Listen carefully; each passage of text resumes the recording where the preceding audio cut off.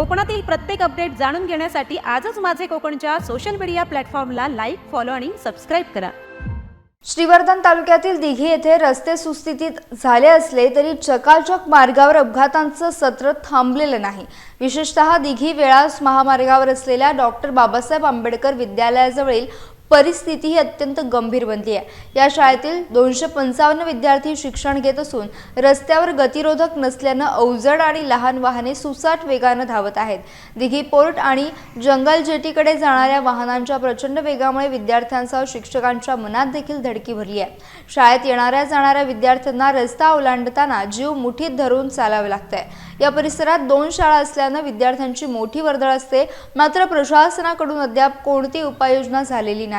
स्थानिक नागरिक आणि शिक्षक हेमंत कीर यांनी येथे तातडीने गतिरोधक बसवण्याची मागणी केली आहे। भविष्यात मोठा अपघात घडण्यापूर्वी सार्वजनिक बांधकाम विभागाने याकडे गांभीर्याने लक्ष द्यावे अशी विनंती ग्रामस्थांकडून केली जाते, अन्यथा मोठे जनआंदोलन उभारण्याचा इशारा रहिवाशांनी दिला आहे।